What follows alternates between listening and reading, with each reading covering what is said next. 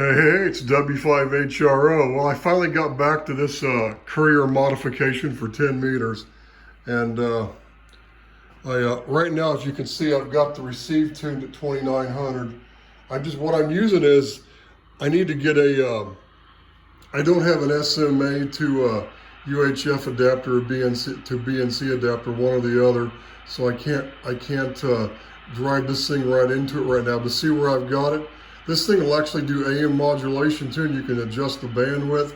I want to get the cable. You can use this thing to tune the receiver on radios. This thing is not neat as heck. Tiny SA. These things are cute, but you know, little portable spectrum analyzer I bought. But if I put it with the antenna close to the radio, see what it does? And I got the receiver peaked up for highest signal strength.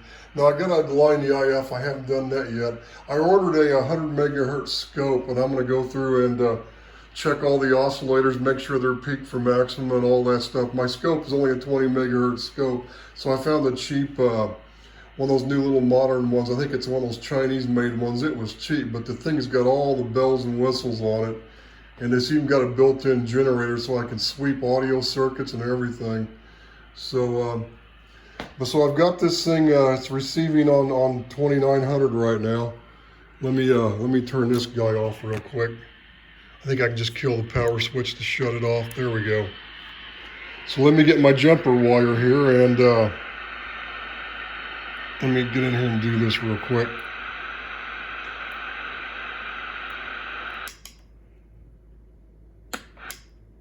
There.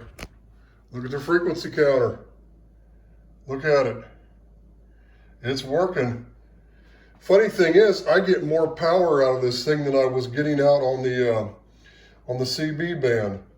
It's about a half a watt to almost a watt higher. That's weird. But I've got to go through and I've got to, you know, I'm going to get that new scope. I'm going to go through and I'm going to peak all the oscillator, all the sections in this on that VFO board.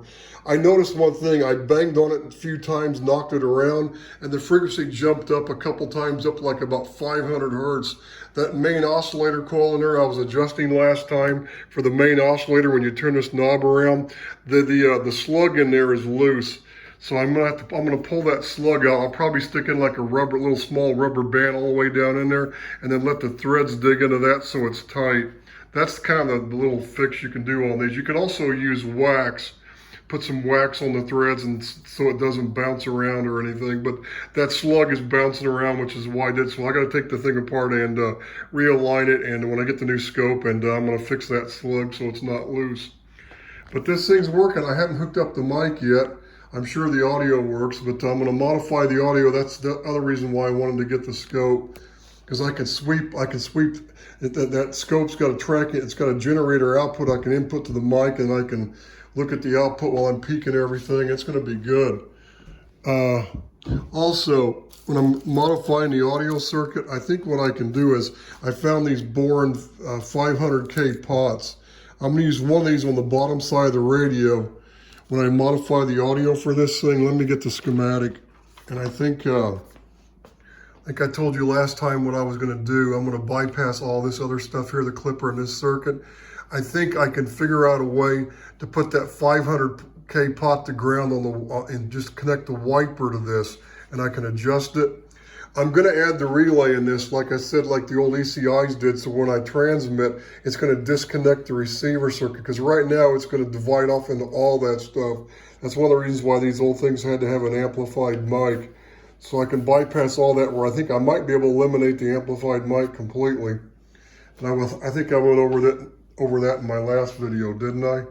So anyway, I just want to show you that I have updated progress on this thing. I didn't work on it for a couple of weeks, and now I'm back on it again. But look where it's transmitting. Look at that. Perfect, man.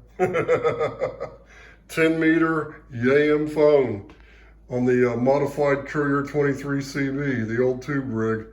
So it's going to work like gangbusters. I think I'll just take this case. I thought, well, I could take this down and get it chrome so it matches the radio, but I'm like, I'll just probably take that black wrinkle finish paint and I'll probably spray that. So that's all I've got for now. And when I go through the modify the audio section, I get the mic hooked up. I was going to put the modulation light back in there today, but I didn't get around to it. I'm getting ready to tear this down. It's kind of late Saturday. Well, it's not late. It's about 12. It's a little afternoon here on Sunday afternoon, but I got other things I got to do, so I'm going to clean all this off, and I'll work on it again next weekend because I'll have the new scope by then. So that's all for now on the Courier to 10 meter modification. It's modified on 10 now. 73s.